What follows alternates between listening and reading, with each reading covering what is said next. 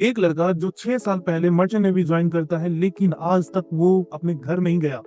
ऐसा क्या होता है कि वो हर 8-10 दिन के लिए शिप पर जाता है, फिर से वापस चला जाता है, लेकिन कभी भी ना अपने घर वालों से बात करता है, कभी कॉल भी नहीं करता है।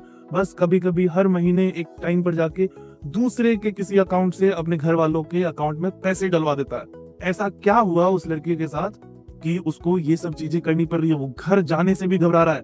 ऐसा क्या हुआ कि वो अपने माँ बाप से बात तक नहीं कर पा रहा है?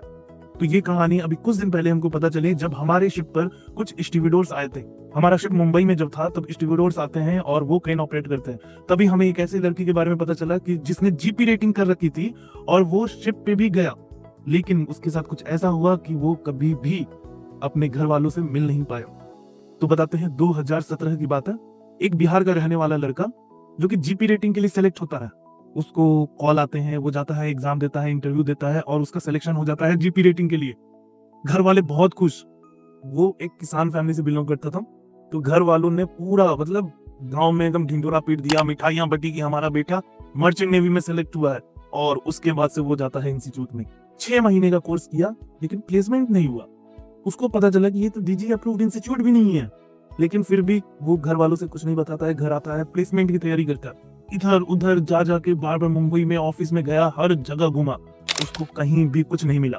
बाद में उसको पता चलता है एजेंट्स के बारे में कि एजेंट्स के थ्रू ही जाना पड़ेगा। कुछ एजेंट्स के चक्कर काटे।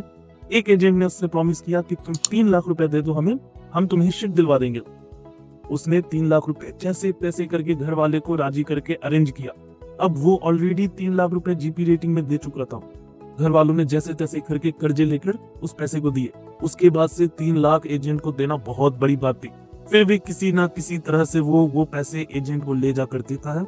एजेंट उससे प्रॉमिस करता है कि तुमको जल्दी ही शिप मिल जाएगा। वो मुंबई में ही 4 से 5 महीने रहा। बार बार एजेंट के चक्कर काटता था। जब भी वो एजेंट के ऑफिस जाता, तो एजेंट उससे नौकरों की तरह काम करवाता था अपने ऑफिस में।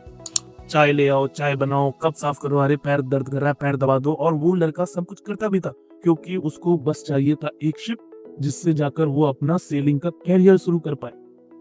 फिर बहुत दिन बाद जब वो एजेंट के पीछे पड़ा रहा, तब एजेंट उसको बोला कि ठीक है, तुम्हारे शिप पे एक शिप हो गया, मिल गया है, 1 लाख रुपया और दे दो, मैं तुम्हें शिप पर भेज दूंगा। जैसे तैसे करके वो 1 लाख रुपया अरेंज करता है और उसके बाद से वो एजेंट को देता है। एजेंट उसको सारे डॉक्यूमेंट्स बना के देता है, ये लो, यहाँ जाओ, यहाँ पर तुमको मिलेगा आदमी, यहाँ पर ऐसे हो जाएगा। वो उसके बाद से उसको भेज देता है कोचिंग। कोचिंग में वो जाता है, पोर्ट्स के सारे डॉक्यूमेंट्स हैं उसके पास शिप ज्वाइनिंग के, लेकिन उसको लेने के लिए कोई एजेंट नहीं आता है। पोर्ट के बाहर वो खड़ा है, एजेंट को कॉल करता है, एजेंट ने फोन उठाना बंद कर दिया। जहां तहां कोशिश किया, कहीं कोई फोन नहीं उठा रहा है, इधर उधर के चक्कर काटे, कुछ रिस्पॉन्स नहीं। 2 से 3 दिन तक वो इधर उधर घूमता रहा, कैसे भी पता करता रहा शिप के बारे में, उसको कुछ नहीं पता चला। बाद में वो थक के वापस मुंबई जाता है, उसी एजेंट के ऑफिस में जाने की कोशिश करता है, लेकिन पता चलता है कि वहां तो कोई है ही नहीं। वो एजेंट सबको छोड़ छाड़ के वहां से दूसरी जगह जा चुका था। और पता चलता है कि यही नहीं, इसके साथ से बहुत ऐसे लड़के हैं जिनके साथ सेम किस्सा हुआ। पैसे तो चले गए, लेकिन अब इसके दिमाग में था कि अब क्या करना है, क्योंकि अब घर वापस नहीं जा सकते हैं, क्योंकि घर वाले तो पूरे गांव में ढिंडोरा पीट चुके हैं कि मेरा बेटा मर्चेंट नेवी में है, मर्चेंट नेवी में।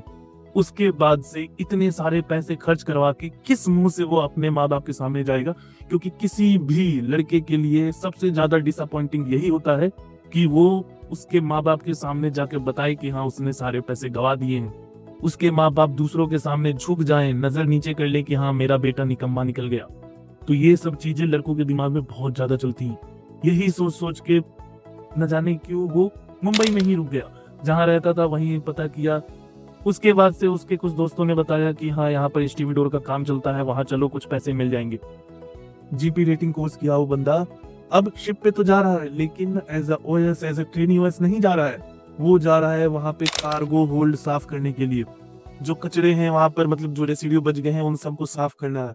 अब उस चीज के लिए उसको उस टाइम पर 200 से 250 रुपए एक दिन के मिलते हैं। अभी पिछले 6 साल से वो लड़का यही काम कर रहा है। धीरे धीरे वो क्रेन ऑपरेट करना सीखा। अब वो शिप पे जाता है, मुंबई पोर्ट पे जो भी शिप्स एंकर कराती हैं उस पर वो जाता है, क्रेन ऑपरेट करता है, और फिर उसको एक दिन का 500 रुपए मिलता है।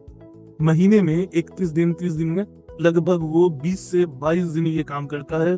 12 से 13 हजार रुपए उसको मिलते हैं। किसी किसी शिप पे ऐसे होते हैं कि उसको थोड़ा सा एक्स्ट्रा किसी ना किसी तरीके से मिल जाता है, और वो पैसे में लगभग 70% वो क्या करता है, किसी दोस्त के थ्रू या फिर किसी दुकान के थ्रू अपने माँ बाप के अकाउंट में वो पैसे भिजवा देता है। लेकिन उसको इतनी भी हिम्मत नहीं होती है कि वो एक बार कॉल करके बात कर सके।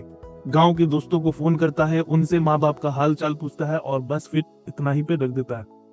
उसमें इतनी भी हिम्मत नहीं बची है कि वो जाए एक बार घर, अपने घर जाकर बात करे अपने माँ बाप से, बताए उनको, क्योंकि वो एकदम टूट चुका है। और ऐसे ही बहुत लोग हैं हमारे इंडिया में जो इस तरह के फ्रॉड में फंसते हैं, जिनके साथ ऐसा होता है और फिर वो कुछ नहीं करते। बहुत तो सुसाइडल केस हैं जहां लड़के 5 लाख 6 लाख रुपए गवा देते हैं, और फिर उसके बाद से उनको हिम्मत नहीं होती है कि वो घर जाएं, तो फिर कभी नहीं जाते हैं। लेकिन एक चीज है कि जैसे जैसे माँ बाप के अकाउंट में पैसे आते हैं, माँ बाप को एक चीज की तो तसल्ली रहती है कि हाँ, हमारा बेटा जिंदा तो है, कहीं तो है। लेकिन उनको ये भी नहीं पता चलता है कि कहाँ है, कैसा है, क्या है। वो भी अपने बेटे के इंतजार में बैठे हैं, बेटे को हिम्मत नहीं हो रही है कि वो अपने घर जाए। तो अगर आप भी गलत कदम उठाते हैं कभी भी बिना सोचे समझे, तो ये समझ लीजिए कि बाद में आपके साथ भी ऐसा हो सकता है कि आप किसी गलत जगह फंसे और उसके बाद से आपको भी हिम्मत ना हो घर जाने की। इसी वजह से कभी भी ऐसे फैसले लेने से पहले 10 बार सोचें कि क्या ये करना सही है।